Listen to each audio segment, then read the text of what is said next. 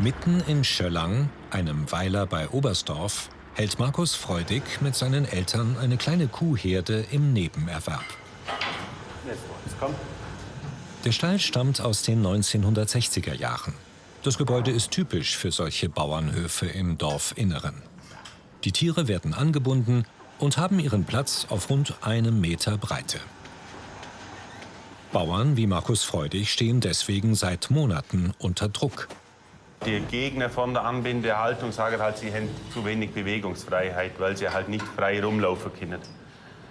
Jetzt im Sommer ist es eigentlich für mich kein Thema, weil sie sowieso der halbe Tag immer draußen sind und das wirklich ein halbes Jahr lang bei uns. Und im Winter, klar sind sie angebunden, aber sie können 3,5 Meter zurücklaufen, vorlaufen, immer. Und jeder hat eigentlich jeden Platz, sie können alle auf einmal hinlegen, zum Beispiel. Und sie dürfen ihre Hörner behalten, was in größeren Laufställen fast nie der Fall ist, weil die Verletzungsgefahr bei den vielen Tieren zu groß ist. Entscheidend für diesen Betrieb mit 15 Milchkühen aber ist der Weidegang, die sogenannte Kombihaltung. Von April bis November sind sie täglich draußen. Und dann stehen dieselben Kühe geradezu für das typische Bild des Allgäus. Also ich würde nur eine Kuh haben ohne Horn. Das ist für mich halt keine ganze Kuh, so gesehen. Geil?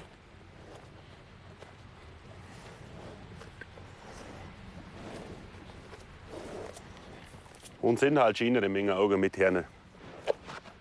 Sonst es fällt halt einfach drum. Markus Freudig schaut genau, wie es ihnen geht. Was eigentlich ein Hauptthema ist, sind Viehs. Und das hier ist eigentlich gleich am Lauf, obwohl ich normal läuft oder auch da steht, gerade im Stall. Und sonst, wenn es eigentlich schön schleckert noch hat, fällt dann eigentlich nichts noch hat. Und wenn sie halt einen zufriedenen Blick haben, sagt man alle, hat. Kein trauriger, gell? Auf seinen 10 Wiesen rund um den Ort weiden die Kühe an 180 Tagen im Jahr. Nachdem erste Lebensmittelkonzerne die Milch aus Anbindehaltung nicht mehr abnehmen, stehen Bauern wie er vor einer unsicheren Zukunft.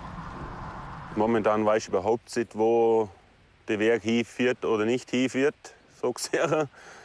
Weil sie halt, ja, eigentlich den kleineren wird es immer schwerer gemacht. Die Auflage wird her gemacht, was ein Kleiner eigentlich gar nicht erbringen kann und auch gar nicht misst, weil es eigentlich passt so weit. Bei mir in der Lage, wie ich bin, mit meiner Viehzahl und Hektarzahl aus dem Dorf, wenn ich hinaus muss, das ist halt eine Investition, die lohnt sich für mich erst, wenn ich dann muss ich aber das 4- und 5-fache an Vieh her tun. Wachsen oder weichen? Es ist das Gesprächsthema in der Region. Auch viele Berufskollegen melden sich bei der Kreisbäuerin Monika Meyer. Also er hat die Möglichkeit, einen Stall zu bauen. Das wäre in seinem Fall vermutlich nur außerhalb des Dorfes möglich. Das sind enorme Investitionen. Mittlerweile haben wir Stallbaukosten von 20.000 € pro Stallplatz. Das braucht man sich jetzt auf seine Herdengröße bloß mal ausrechnen. Das sind immense Summen, die muss er ja erst mal wieder erwirtschaften. Für seine 15 Kühe müsste Markus Freudig 300.000 € investieren. Im Oberallgäu stehen jetzt viele Bauern vor dem gleichen Problem. Knapp die Hälfte der über 1000 Bauernhöfe hier hält ihre Tiere in Anbindehaltung. Die meisten in Kombihaltung mit Weidegang oder auf der Alpe.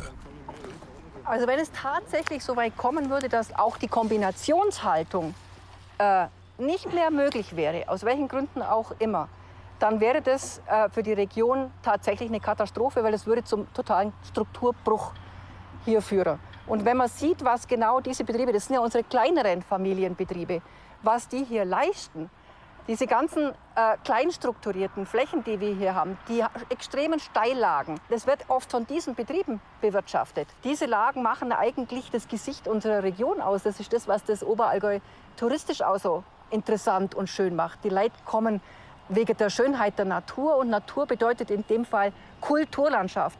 Und Kulturlandschaft wird von den Bäuerinnen und Bauern gemacht. Auch im Tegernseer Tal treibt das Thema die Bauern um. Landschaft und Strukturen sind vergleichbar, wie auch in den anderen voralpinen Landkreisen. Johanna Ecker-Schotte ist Beirätin im Deutschen Tierschutzbund. Hier steht das Wohl der Tiere an erster Stelle. Sie steht in gutem Kontakt mit den örtlichen Bauern und bemüht sich gemeinsam mit ihnen, gute Lösungen zu finden. Als Chefin vom Tierschutzverein Tegernseer-Tal bin ich ganz klar für die Kombihaltung mit Weidegang, so viel wie möglich raus. Und das machen alle, die es tun. Der Bundesverband ist natürlich gegen die Anbindehaltung sowieso und er sieht auch die Kombihaltung sehr kritisch. Aber wir waren wirklich in einem guten Gespräch. Es gab eine Konferenz auch zu diesem Thema, dass man das Ganze unbedingt regional betrachten muss. Wichtig ist einfach die Familienbetriebe, dass die wirklich das Tier noch kennen, nicht nur beim Namen kennen, sondern Mensch, geht's dem gut oder geht's dem nicht gut? Dass man einfach einen Blick noch für das Tier hat. Das ist auch Tierwohl.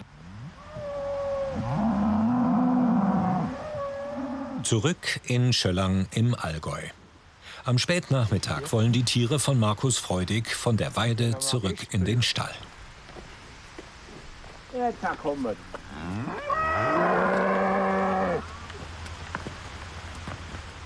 Der Heimweg dauert eine Viertelstunde und führt durchs ganze Dorf.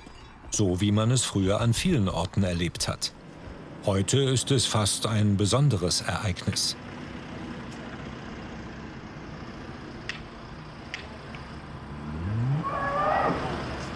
Den Weg finden die Tiere allein, genauso wie ihren Platz im Stall.